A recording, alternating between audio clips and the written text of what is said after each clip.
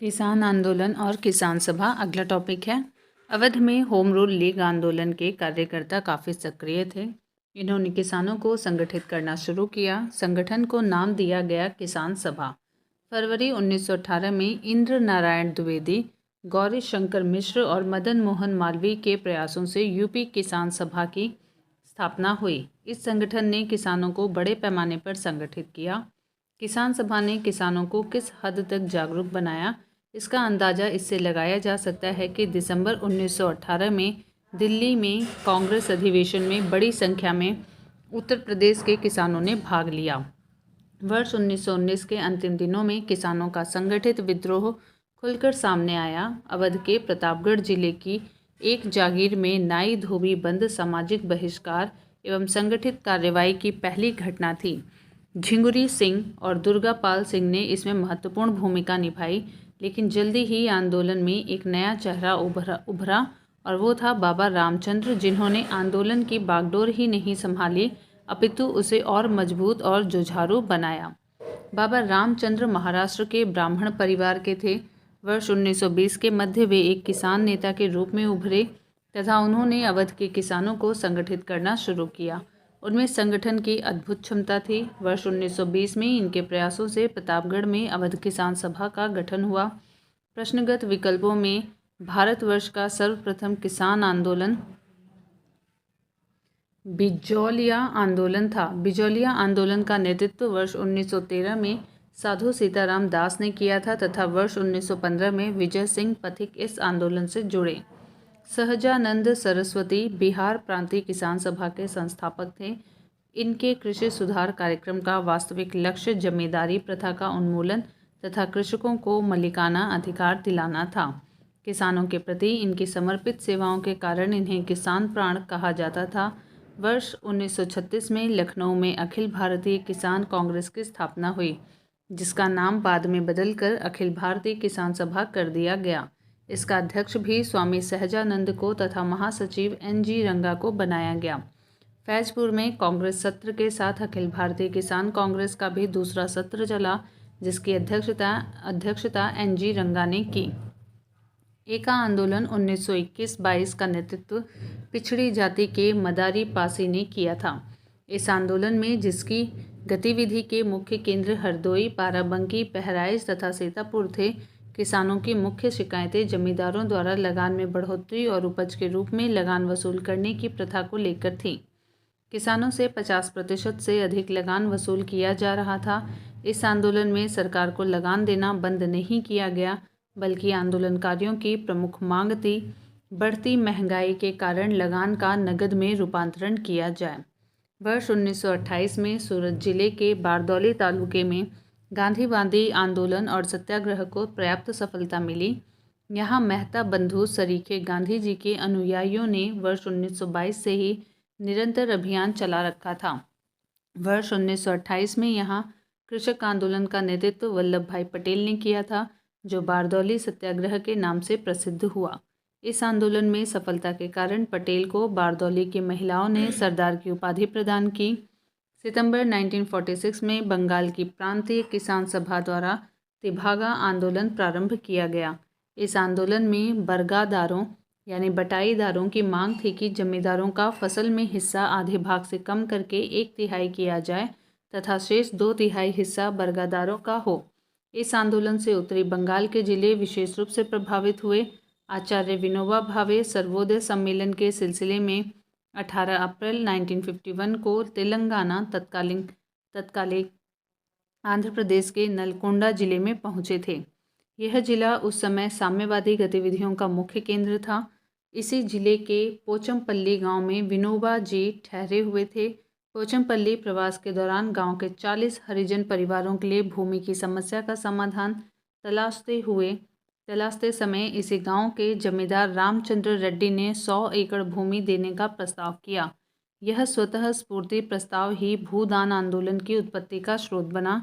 अक्टूबर 1951 से 1957 तक विनोबा जी ने पूरे भारत में 50 मिलियन एकड़ भूमि भूमिहीनों के लिए प्राप्त करने के उद्देश्य से भूदान आंदोलन का नेतृत्व किया, जबकि लगभग 55 मिलियन एकड़ भूमि प्राप्त हुई थी।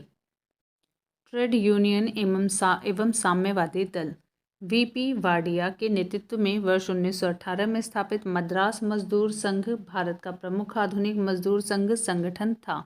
मद्रास मजदूर संघ भारत का प्रथम आधुनिक मजदूर संघ संगठन था। इसके शीघ्र बाद बम्बई में 2, कलकत्ता में 1 भारतीय नाविक संघ और मद्रास में 4 मजदूर संघ बने। अहमदाबाद टेक्सटाइल लेबर एसोसिएशन की स्थापना वर्ष 1918 में महात्मा गांधी ने की थी। भारत में trade union Congress Akhil Bharatiya trade union Congress की स्थापना NM जोशी द्वारा 31 अक्टूबर 1920 को बम्बई में की गई। इसकी स्थापना का कारण वर्ष 1919 में अंतर्राष्ट्रीय श्रम संगठन की स्थापना था। इसीलिए भारतीय श्रमिक संगठनों ने आपस में संगठित होने का फैसला किया। इसके प्रथम अध्यक्ष लाला लाजपत राय थे तथा उपाध्यक्ष जोसेफ बैप्टिस्टा एवं महामंत्री दीवान चमनलाल बजाज थे। इस संगठन का प्रथम विभाजन वर्ष 1929 में नागपुर अधिवेशन में हुआ। इस समय जवाहरलाल नेहरू इसके अध्यक्ष थे। कम्युनिस्ट इंटरनेशनल की स्थापना मार्च 1919 में व्लादिमीर एल्चियन लेनिन और रूसी पार्टी बोल्शेविक द्वारा की गई थी। MN राय लेनिन के निमंत्रण पर मॉस्को गए तथा कम्युनिस्ट इंटरनेशनल के सदस्य बने। कम्युनिस्ट इंटरनेशनल के सदस्य बनने वाले वे पहले भारतीय थे। कम्युनिस्ट आंदोलन की शक्ति एवं बढ़ते प्रभाव को रोकने के लिए कानपुर में एक षड्यंत्र को आधार बनाकर कुछ कम्युनिस्टों पर मुकदमा चला। यह मुकदमा कानपुर षड्यंत्र के नाम से प्रसिद्ध है।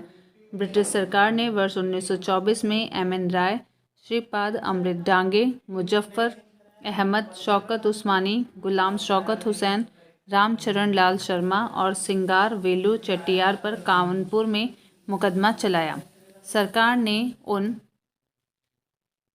पर आरोप लगाया कि ये लोग षड्यंत्र रच रहे थे जिसका उद्देश्य भारत में क्रांतिकारी संगठन को स्थापित करना था। ट्रेड यूनियन आंदोलन के क्रांतिकारी चरण का समय वर्ष 1926 से 1939 तक माना जाता है।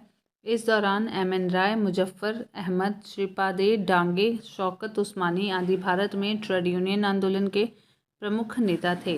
वर्ष 1940 में रेडिकल डेमोक्रेटिक दल की स्थापना MN राय ने की थी। सोमेंद्र नाथ टैगोर ने वर्ष 1934 में revolutionary communist party of India क्रांतिकारी साम्यवादी दल की स्थापना की थी। रॉलेट एक्ट और जलियांवाला बाग हत्याकांड 1919। भारत में बढ़ रही क्रांतिकारी गतिविधियों को कुचलने के लिए सरकार ने वर्ष 1917 में न्यायाधीश सिडनी रॉलेट की अध्यक्षता में एक समिति गठित की जिसका उद्देश्य आतंकवाद को कुचलने के लिए एक प्रभावी योजना का निर्माण करना था। इसके सुझावों पर मार्च 1919 में पारित विधेयक रॉलेट एक्ट के नाम से जाना गया।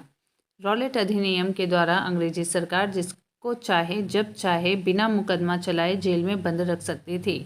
इसीलिए इस कानून को बिना वकील, बिना अपील तथा बिना दलील का कानून कहा गया। लॉर्ड जेम्स फोर्ड 1916 से 1921 के कार्यकाल में वर्ष 1919 में रॉलेट एक्ट पारित हुआ था। अखिल भारतीय राजनीति में गांधी का पहला साहसिक कदम रॉलेट एक्ट के विरुद्ध वर्ष 1919 में प्रारंभ सत्याग्रह था। गांधी जी ने रॉलेट सत्याग्रह के लिए 3 राजनीतिक मंचों का उपयोग किया था: होम रूल लीग, खिलाफत एवं सत्याग्रह सभा। पंजाब के 2 लोकप्रिय नेताओं डॉक्टर सैफुद्दीन किचलू और डॉक्टर सत्यपाल की गिरफ्तारी और ब्रिटिश दमन का विरोध करने के लिए 13 अप्रैल 1919 को बैसाखी के दिन अमृतसर के जलियांवाला बाग में एक सार्वजनिक सभा बुलाई गई थी जहां general Reginald Edward Harry Dyer REH Dyer ने निहत्थी शांतिपूर्ण भीड़ पर गोलियां चलवाकर लगभग 1000 लोगों, हंटर कमीशन के अनुसार 379 की हत्या कराई।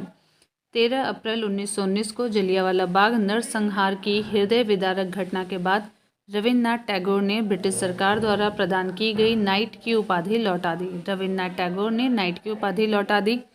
जलियांवाला बाग हत्याकांड के विरोध में शंकरन नायर ने वायसराय की कार्यकारिणी से इस्तीफा दे दिया। जलियांवाला बाग हत्याकांड 13 अप्रैल 1919 की जांच हेतु ब्रिटिश सरकार ने हंटर कमीशन का गठन किया। इस कमीशन में CH सीतलवाड़, पंडित जगत नारायण एवं सुल्तान अहमद खान भारतीय सदस्य थे। कमीशन ने वर्ष 1920 में अपनी रिपोर्ट प्रस्तुत की, जिसमें इस दुर्घटना के लिए सरकार को दोषी नहीं बताया गया। कहा गया कि उपद्रव क्रांति का रूप ग्रहण कर लेते हैं, अतः मार्शल लॉ अनिवार्य था तथा भीड़ की अधिकता को देखते हुए गोली चलाना पूर्णतः न्यायोचित था। साथ ही हंटर कमीशन ने डायर के इस कार्य को केवल निर्णय लेने की भूल बताया। जनरल डायर को उसके अपराध के लिए नौकरी से हटाना पड़ा, किंतु ब्रितानी अखबारों ने यानी कि ब्रिटिश अखबारों ने उसे ब्रिटिश साम्राज्य का रक्षक एवं ब्रिटानी लॉर्ड सभा ने उसे ब्रिटिश साम्राज्य का शेर कहा। सरकार ने उसकी सेवाओं के लिए उसे मान की तलवार की उपाधि दी। मार्च 1940 में पंजाब के क्रांतिकारी नेता उधम सिंह ने जलियांवाला बाग के नरसंहार का बदला लेने के लिए इस हत्याकांड के समय पंजाब के लेफ्टिनेंट गवर्नर रहे माइकल ओ डायर की लंदन में हत्या कर दी, जिसके लिए उन्हें गिरफ्तार कर मृत्युदंड दे दिया गया। जलियांवाला बाग नरसंहार 13 अप्रैल 1919 पर कांग्रेस जांच समिति की रिपोर्ट के प्रारूप को लिखने का कार्य महात्मा गांधी को सौंपा गया था। जलियांवाला बाग नरसंहार को मॉन्टेग्यू ने निवारक हत्या की संज्ञा दी है। दीनबंधु CF एंड्रूज ने इस हत्याकांड को जानबूझकर की गई क्रूर हत्या कहा था। अगला टॉपिक है इसमें असहयोग आंदोलन। सितंबर 1920 में कलकत्ता में संपन्न भारतीय राष्ट्रीय कांग्रेस के विशेष अधिवेशन में महात्मा गांधी ने असहयोग के प्रस्ताव को प्रस्तावित किया था, जिसका CR दास ने विरोध किया था। दिसंबर 1920 में नागपुर में संपन्न कांग्रेस के वार्षिक अधिवेशन में असहयोग प्रस्ताव पर व्यापक चर्चा हुई तथा इसका अनुसमर्थन किया गया। नागपुर अधिवेशन में असहयोग प्रस्ताव CR दास ने ही प्रस्तावित किया था। गांधी जी द्वारा असहयोग आंदोलन 1 अगस्त 1920 को प्रारंभ किया गया। पश्चिमी भारत, बंगाल तथा उत्तरी भारत में असहयोग आंदोलन को अभूतपूर्व सफलता मिली। असहयोग आंदोलन के दौरान ही मोतीलाल नेहरू, लाला लाजपत राय, सरदार वल्लभ भाई पटेल, जवाहरलाल नेहरू तथा राजेंद्र प्रसाद न्यायालय का बहिष्कार कर आंदोलन में कूद पड़े थे। गांधी जी ने असहयोग आंदोलन शुरू होने के 1 वर्ष के भीतर स्वराज प्राप्त करने का नारा दिया। इसके साथ ही सरकारी उपाधि, स्कूल, न्यायालयों तथा विदेशी सामानों का पूर्णतः बहिष्कार की योजना भी थी। असहयोग आंदोलन की अनेक सफलताएं हैं। इसी आंदोलन ने पहली बार देश की जनता को इकट्ठा किया। अब भारतीय राष्ट्रीय कांग्रेस पर कोई यह आरोप नहीं लगा सकता था कि वह कुछ मुट्ठी भर लोगों का प्रतिनिधित्व करती है। इस आंदोलन की सबसे बड़ी विशेषता यह रही कि उसने जनता को आधुनिक राजनीति से परिचित कराया, उनमें आज़ादी की भूख जगाई। मालाबार की घटनाओं के बावजूद इस आंदोलन में बड़े पैमाने पर मुसलमानों की भागीदारी और सांप्रदायिक एकता आंदोलन की कोई छोटी उपलब्धि नहीं थी। साथ ही इस आंदोलन से जनता के मन से ब्रिटिश शक्ति का भय हट गया। जिस समय गांधी जी भारत आए 1915 में, उस समय प्रथम विश्व युद्ध चल रहा था। उन्होंने सरकार के युद्ध प्रयासों में मदद की, जिसके लिए सरकार ने उन्हें केसरी हिंद सम्मान से सम्मानित किया, जिसे उन्होंने असहयोग आंदोलन में वापस कर दिया। जमनलाल बजाज ने अपनी राय बहादुर की उपाधि वापस कर दी। बाल गंगाधर तिलक ने असहयोग आंदोलन को समर्थन दिया, परंतु इस आंदोलन के प्रथम दिन 1 अगस्त 1920 को उनकी मृत्यु हो जाने के कारण वह इसका परिणाम नहीं देख सके।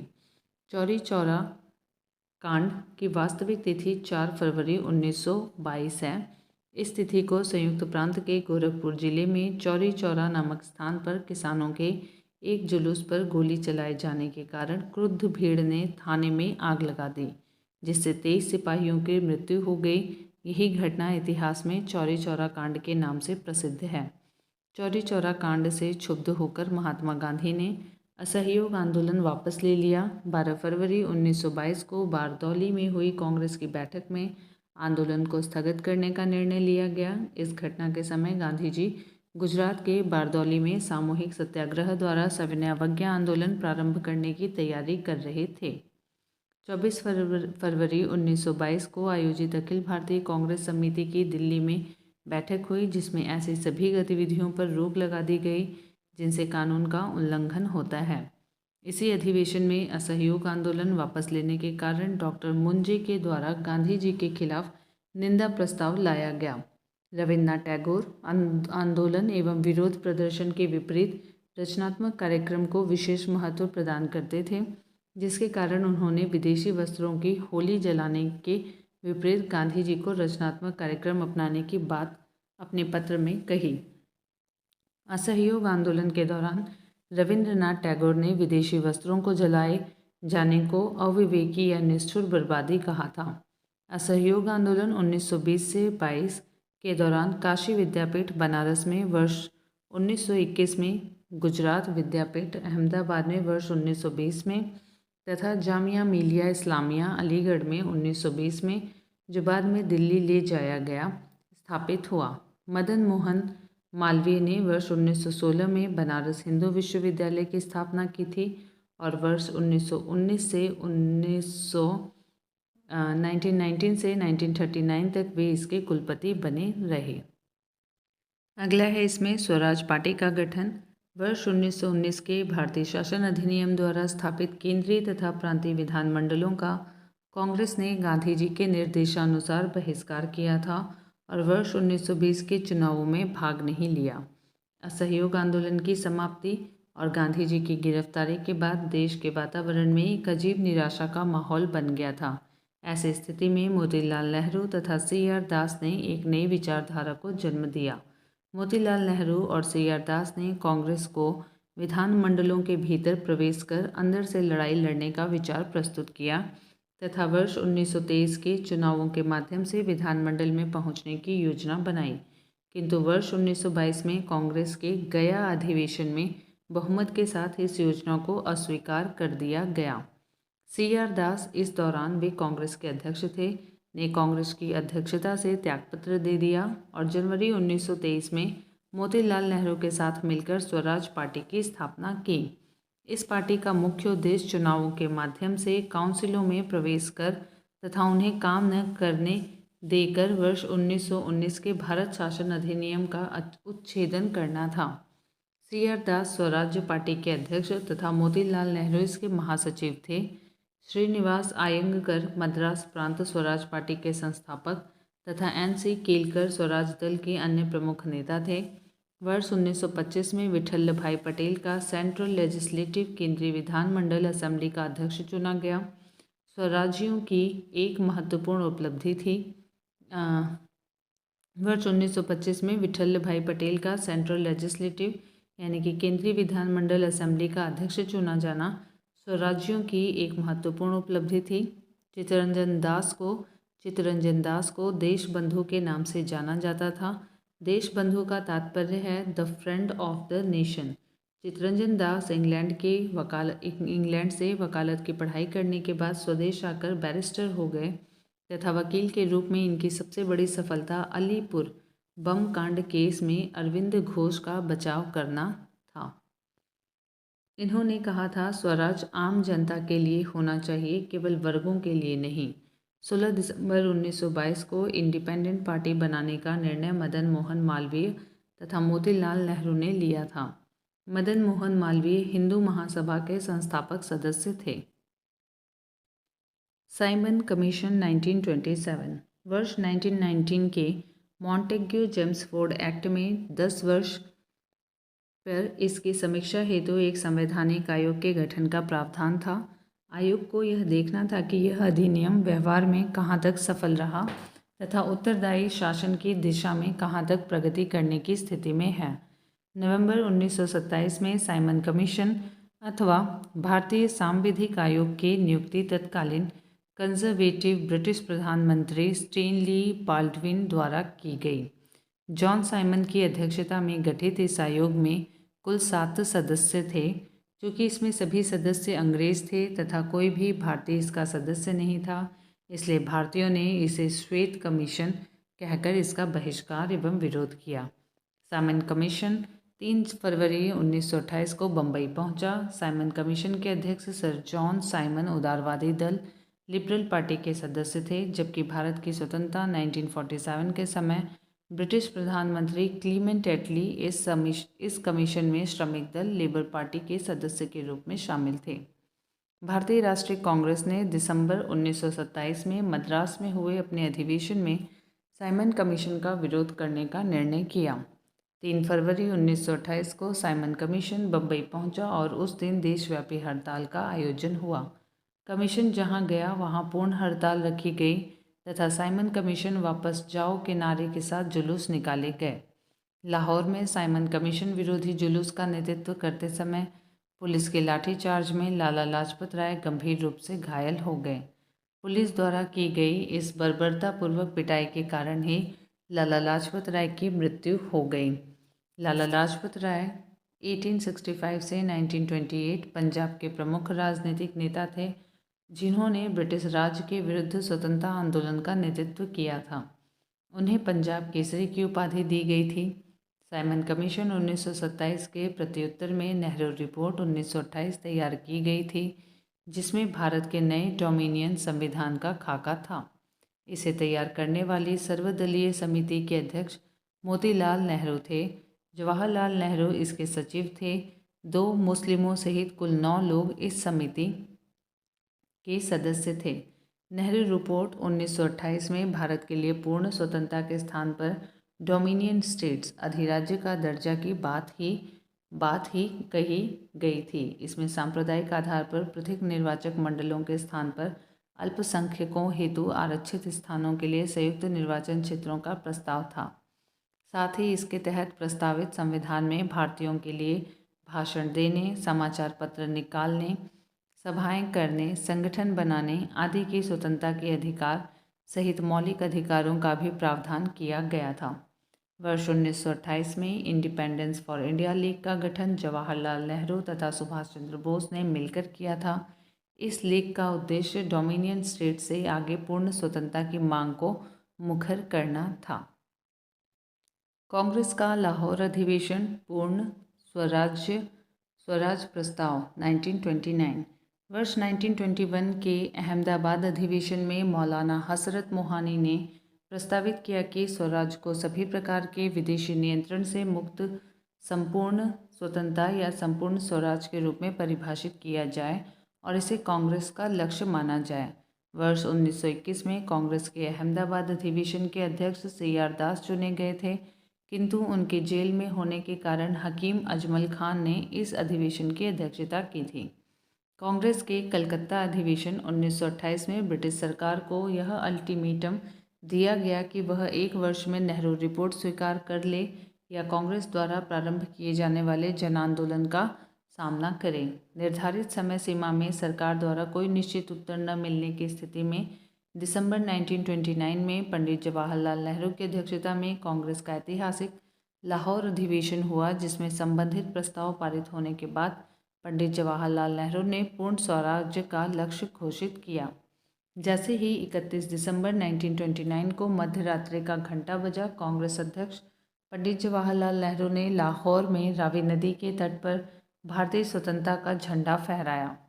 कांग्रेस कार्य समिति द्वारा 2 जनवरी 1930 की अपनी बैठक में यह निर्णय लिया गया कि 26 जनवरी 1930 का दिन पूर्ण स्वराज्य दिवस के रूप में मनाया जाएगा तथा 26 जनवरी को प्रत्येक वर्ष पूर्ण स्वाधीनता दिवस के रूप में। इस अधिवेशन में अपने अध्यक्षीय भाषण में बोलते हुए उन्होंने कहा था कि आज हमारा सिर्फ एक लक्ष्य है, स्वाधीनता का लक्ष्य। हमारे लिए स्वाधीनता है पूर्ण स्वतंत्रता। कांग्रेस के लाहौर अधिवेशन में 31 दिसंबर 1929 को घोषित संकल्प में स्पष्ट किया गया है कि गोलमेज सम्मेलन से कोई लाभ नहीं है। दूसरा, नेहरू कमेटी की डोमिनियन राज्य के दर्जे की योजना समाप्त की जाती है। तीसरा, शब्द स्वराज का अर्थ है पूर्ण स्वतंत्रता तथा चौथा है अखिल भारतीय राष्ट्रीय कांग्रेस। अखिल भारतीय कांग्रेस जब उचित समझेगी नागरिक अवज्ञा आंदोलन प्रारंभ करेगी। सविनय अवज्ञा आंदोलन। वर्ष 1929 में लाहौर कांग्रेस अधिवेशन में कांग्रेस कार्यकारिणी को सविनय अवज्ञा आंदोलन शुरू करने का अधिकार दिया गया। फरवरी 1930 में साबरमती आश्रम में हुई कांग्रेस कार्यकारिणी की दूसरी बैठक में महात्मा गांधी को इस आंदोलन का नेतृत्व सौंपा गया। महात्मा गांधी ने 12 मार्च 1930 को अपना प्रसिद्ध डांडी मार्च शुरू किया। उन्होंने साबरमती आश्रम अहमदाबाद से चुने हुए साथियों के साथ सत्याग्रह के लिए कूच किया। 24 दिनों की लंबी यात्रा के बाद उन्होंने 6 अप्रैल 1930 को डांडी में सांकेतिक रूप से नमक कानून भंग किया और इस प्रकार नमक कानून तोड़कर उन्होंने औपचारिक रूप से सविनय अवज्ञा आंदोलन का शुभारंभ किया। सुभाष चंद्र बोस ने गांधी जी के इस अभियान की तुलना नेपोलियन के एल्बा से पेरिस की ओर किए जाने वाले अभियान से की थी। एक अंग्रेजी समाचार संवाददाता ब्रेल्सफोर्ड ने खिल्ली उड़ाई और कहा कि क्या सम्राट को एक केतली में पानी उबालने से हराया जा सकता है। इसके उत्तर में स्टेट्समैन समाचार पत्र ने कहा, गांधी महोदय समुद्र के जल को तब तक उबाल सकते हैं जब तक कि डोमिनियन स्टेट्स नहीं मिल जाता। सविनय अवज्ञा आंदोलन गांधी जी के नेतृत्व में पूरे देश में फैल गया। तमिलनाडु में तंजौर तट पर गांधीवादी नेता सी राजगोपालाचारी ने तिरुचेनगोड आश्रम से त्रिचुरापल्ली के वेदारण्यम तक नमक यात्रा की। 5 अप्रैल 1923 को महात्मा गांधी अपने नमक सत्याग्रह के तहत दांडी ग्राम पहुंचे। उन्होंने दांडी आए सभी देशी व विदेशी पत्रकारों को संबोधित करते हुए कहा कि शक्ति के विरुद्ध अधिकार की इस लड़ाई में मैं विश्व की सहानुभूति चाहता हूं। सविनय अवज्ञा आंदोलन के दौरान धरसना नमक गोदाम पर कांग्रेस कार्यकर्ताओं के धावे से पूर्व महात्मा गांधी को 5 मई 1930 को गिरफ्तार कर यरवदा जेल भेज दिया गया था। उनके स्थान पर अब्बास तैयब जी आंदोलन के नेता हुए। उनकी भी गिरफ्तारी के बाद श्रीमती सरोजनी नायडू ने 21 मई 1930 को धरसना नामक गोदाम पर धावे का नेतृत्व किया था। इस लोमहर्षक घटना का विवरण अमेरिकी पत्रकार वेब मिलर ने प्रस्तुत किया है। उत्तर पश्चिमी सीमा प्रांत में खान अब्दुल गफ्फार खां के नेतृत्व में खुदाई खिदमतगार नामक स्वयंसेवक संगठन स्थापित किया गया था। इन्हें लाल कुर्ती रेड शर्ट के नाम से भी जाना जाता है। लाल कुर्ती संगठन ने पठानों की राष्ट्रीय एकता का नारा बुलंद किया और अंग्रेजों से स्वतंत्रता के लिए ब्रिटिश उपनिवेशवाद के विरुद्ध आंदोलन संगठित किया तथा श्रमजीवियों की हालत में सुधार की मांग की। उत्तर पश्चिमी सीमा प्रांत के मुसलमानों ने खान अब्दुल गफ्फार खां के नेतृत्व में सविनय अवज्ञा आंदोलन में एक महत्वपूर्ण भूमिका निभाई थी। सविनय अवज्ञा आंदोलन के दौरान पेशावर में गढ़वाल रेजिमेंट के सिपाहियों ने चंद्र सिंह गढ़वाली के नेतृत्व में निहत्थी भीड़ पर गोली चलाने से इनकार कर दिया था। सविनय अवज्ञा आंदोलन के दौरान मणिपुर की जनजातियों ने भी सक्रिय भागीदारी दिखाई। यहाँ पर आंदोलन का नेतृत्व नगा जनजाति की महिला गैडिनल्यू ने किया। इसे जियात रंग आंदोलन कहा जाता है। दिसंबर 1930 में सविनय अवज्ञा आंदोलन के दौरान उत्तरी बिहार के सारण जिले में चौकीदारी टैक्स के विरोध में प्रदर्शन हुआ और प्रदर्शनकारियों ने दमन चक्र की परवाह नहीं की।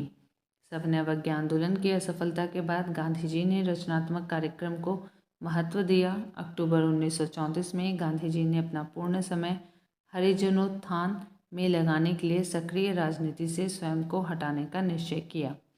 सितंबर 1932 में गांधी जी ने हरिजन कल्याण हेतु अखिल भारतीय छुआछूत विरोधी लीग की स्थापना की तथा हरिजन नामक साप्ताहिक पत्र का प्रकाशन किया। गांधी इरविन समझौता।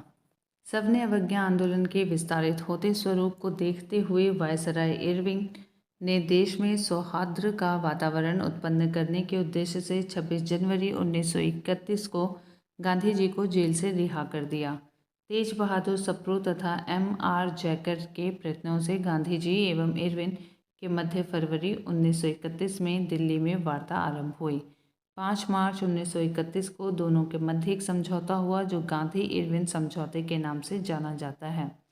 इस समझौते के परिप्रेक्ष्य में सरोजनी नायडू ने गांधी और इरविन को 2 महात्मा द टू महात्मास की संज्ञा दी थी। गांधी इरविन समझौते के अनुसार पहला, गांधी जी के नेतृत्व में कांग्रेस सविनय अवज्ञा आंदोलन स्थगित करने के लिए तैयार हो गई। दूसरा, सभी युद्ध बंदियों जिनके विरुद्ध हिंसा का आरोप नहीं था को रिहा करने का आदेश हुआ। तीसरा, विदेशी कपड़ों और शराब की दुकानों पर शांतिपूर्ण धरना देने का अधिकार मिला। चौथा, समुद्र तटीय प्रदेशों में बिना नमक कर दिए नमक बनाने की अनुमति मिली। पांचवा, कांग्रेस द्वितीय गोलमेज सम्मेलन में भाग लेने के लिए तैयार हो गई। परंतु इस समझौते ने जनता को निराश किया, क्योंकि भगत सिंह, सुखदेव और राजगुरु को फांसी न दिए जाने की जनता की मांग को इसमें सम्मिलित नहीं किया गया था। इरविन के जीवनीकार एलन कैंपबेल जॉनसन ने गांधी इरविन समझौते में महात्मा गांधी के लाभों को सांत्वना पुरस्कार, कंसोलेशन प्राइजेस और इरविन के एकमात्र आत्मसमर्पण के रूप में बातचीत के लिए सहमत होने को कहा था। कांग्रेस का कराची अधिवेशन 1931। गांधी इरविन समझौते दिल्ली समझौते को मंजूरी देने के लिए सरदार वल्लभ भाई पटेल की अध्यक्षता में 29 से 31 मार्च 1931 को कांग्रेस का कराची अधिवेशन हुआ।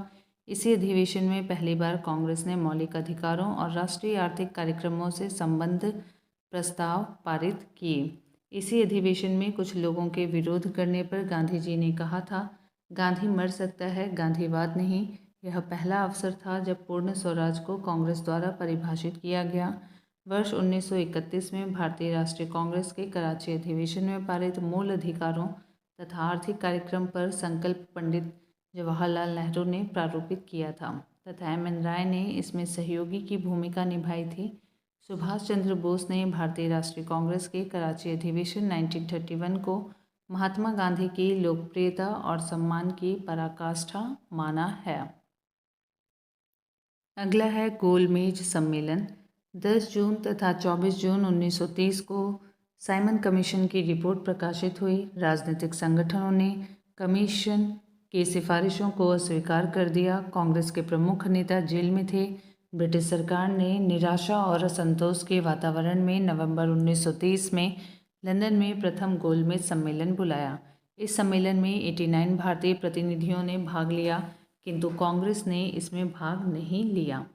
इस सम्मेलन में भाग लेने वालों में प्रमुख थे तेज बहादुर सप्रू, श्रीनिवास शास्त्री, मोहम्मद अली, मोहम्मद शफी, आगा खां, फजलुल हक, मोहम्मद अली जिन्ना, होमी मोदी, M.R. जयकर, मुंजे, भीमराव अंबेडकर तथा सुंदर सिंह मजीठिया आदि। इस सम्मेलन में ईसाइयों का प्रतिनिधित्व K.T. पॉल ने किया था। और आगे देखते हैं, इस सम्मेलन का उद्घाटन ब्रिटिश सम्राट ने किया तथा इसकी अध्यक्षता ब्रिटिश प्रधानमंत्री रैमजे मैकडॉनल्ड ने की थी। 7 सितंबर 1931 से 1 दिसंबर 1931 तक चले द्वितीय गोलमेज सम्मेलन में महात्मा गांधी ने कांग्रेस के एकमात्र प्रतिनिधि के रूप में हिस्सा लिया। इनके अलावा सरोजनी नायडू तथा मदन मोहन मालवीय ने भी इस सम्मेलन में हिस्सा लिया। एनी बेसेंट ने भी इस सम्मेलन में भाग लिया था। गांधी जी SS राजपुताना नामक जलपोत से लंदन पहुंचे और वे लंदन के किंग्सले हॉल में ठहरे थे। गतिरोधों के कारण सम्मेलन 1 दिसंबर को समाप्त घोषित कर दिया गया एवं गांधी जी को लंदन से खाली हाथ वापस आना पड़ा। स्वदेश पहुंचने पर गांधी जी ने कहा, यह सच है कि मैं खाली हाथ लौटा हूं, किंतु मुझे संतोष है कि जो ध्वज मुझे सौंपा गया था उसे नीचे नहीं होने दिया और उसके सम्मान के साथ समझौता नहीं किया। द्वितीय गोलमेज सम्मेलन सांप्रदायिक समस्या पर विवाद के कारण पूरी तरह असफल रहा। दलित नेता भीमराव अंबेडकर ने दलितों के लिए पृथक निर्वाचन मंडल की मांग की, जिसे गांधी जी ने अस्वीकार कर दिया। Doctor Bhimrao Ambedkar, B.R. अम्बेडकर तीनों गोलमेज सम्मेलनों में भाग लेने वाले भारतीय प्रतिनिधि थे। लंदन में तीसरा गोलमेज सम्मेलन 17 नवंबर 1932 से 24 दिसंबर 1932 तक चला। कांग्रेस ने इस सम्मेलन का बहिष्कार किया। सांप्रदायिक पंचाट एवं पूना पैक्ट 1932। द्वितीय गोलमेज सम्मेलन में विभिन्न संप्रदायों एवं दलित वर्गों के लिए पृथक निर्वाचक मंडल के विषय पर कोई सहमति नहीं बन पाई थी। अतः सम्मेलन ने इस समस्या के निदान के लिए ब्रिटिश प्रधानमंत्री रैमजे मैकडॉनल्ड को प्राधिकृत किया। तदनुसार 16 अगस्त 1932 को रैमजे मैकडॉनल्ड ने अपने सांप्रदायिक अधिनिर्णय की घोषणा की, जिसे सांप्रदायिक पंचाट कम्युनल अवार्ड कहा गया।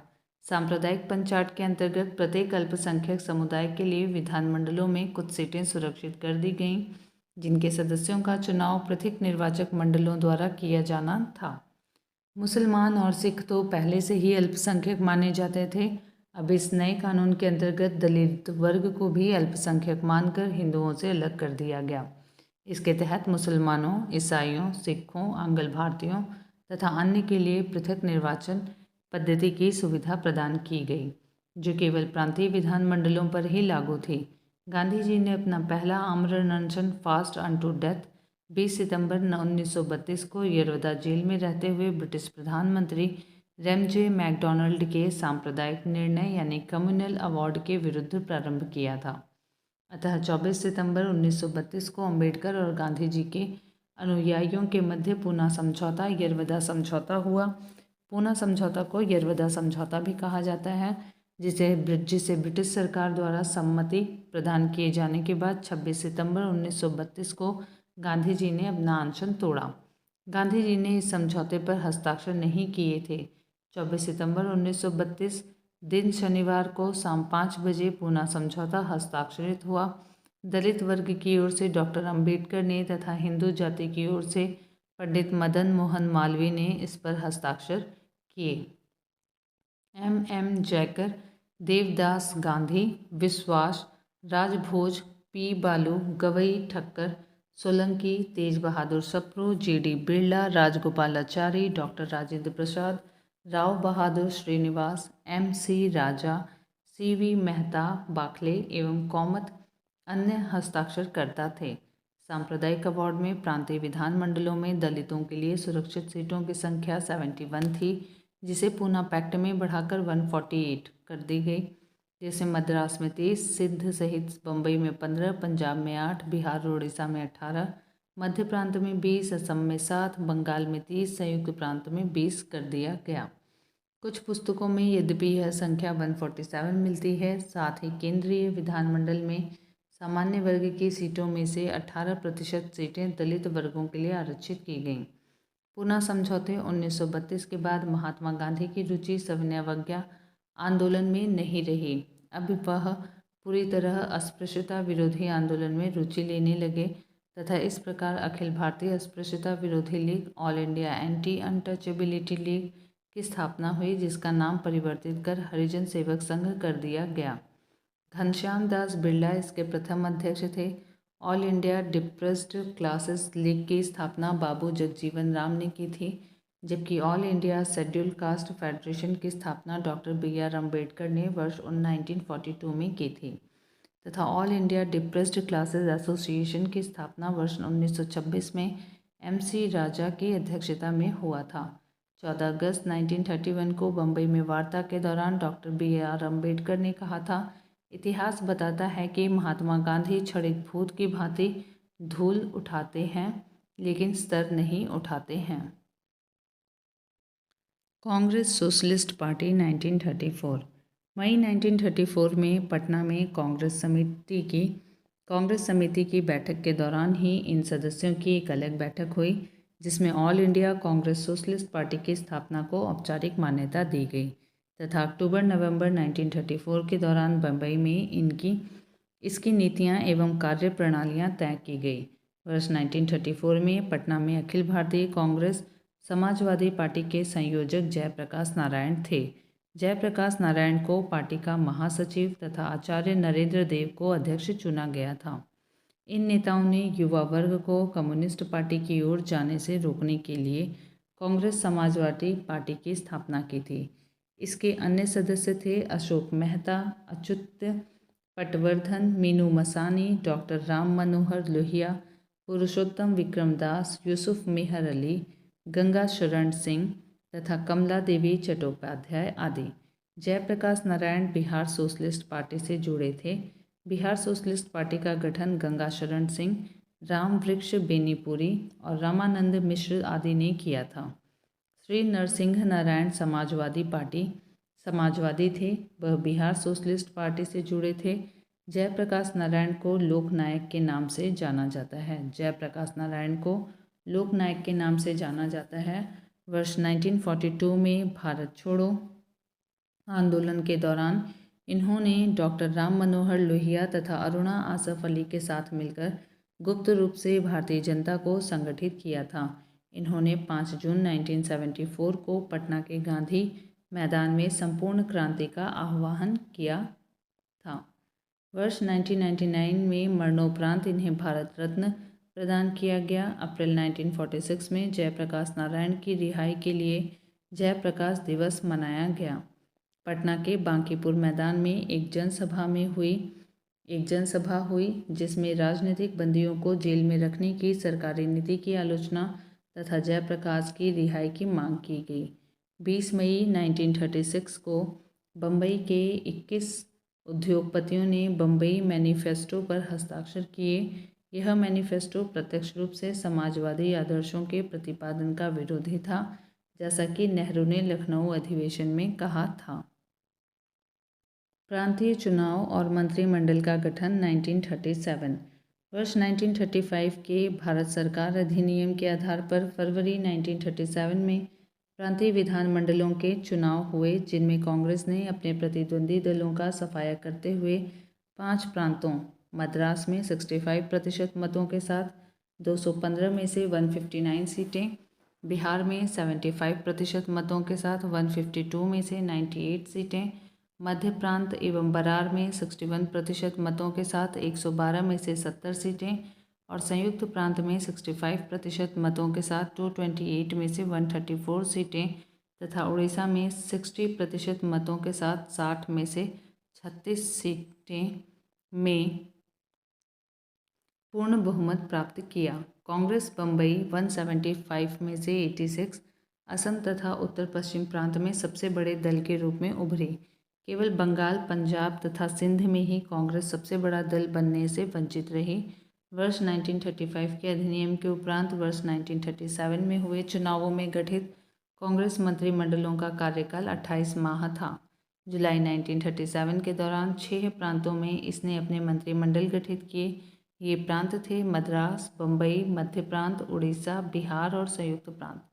बाद में पश्चिमोत्तर प्रांत और असम में भी कांग्रेस ने सहयोगी दलों के साथ मिलकर मंत्रिमंडल बनाए। द्वितीय विश्व युद्ध में भारतीयों की स्वीकृति के बगैर ब्रिटेन द्वारा भारत को शामिल किए जाने के विरोध में 22 अक्टूबर 1939 को सभी कांग्रेसी मंत्रिमंडलों ने त्यागपत्र दे दिया। कांग्रेसी मंत्रिमंडलों के त्यागपत्र देने की खुशी में जिन्ना द्वारा भारत के सभी मुसलमानों से 22 दिसंबर दिन शुक्रवार 1939 के दिन मुक्ति दिवस डे ऑफ डिलीवरेंस मनाने का आह्वान किया गया। भारतीय राष्ट्रीय कांग्रेस की कार्यकारिणी कमेटी ने वर्ष 1937 में भू स्वामित्व को समाप्त करने की नीति अपनाई। संयुक्त प्रांत और बिहार में कांग्रेस सरकारों द्वारा काश्तकारी बिल पारित किए गए। वर्ष 1937 में संपन्न प्रांतीय विधानसभा चुनावों में यूपी संयुक्त प्रांत के कुल 228 में से 134 स्थानों पर कांग्रेस को सफलता मिली। संयुक्त प्रांत में कांग्रेस ने अकेले ही सरकार बनाई। इस सरकार में प्रधानमंत्री गोविंद वल्लभ पंत और कानून एवं न्याय मंत्री कैलाश नाथ काटजू थे, जबकि वित्त विभाग रफ़ी अहमद किदवई को सौंपा गया था। कांग्रेस प्रशासित प्रदेशों में मुस्लिमों की शिकायतों से संबंधित रिपोर्टों का कालक्रम इस प्रकार है। पीरपुर रिपोर्ट 1938, शरीफ रिपोर्ट मार्च 1939 एवं फजलुल हक रिपोर्ट अथवा Muslim sufferings under Congress rule दिसंबर 1939। अगला टॉपिक है इसमें कांग्रेस का त्रिपुरी संकट 1939।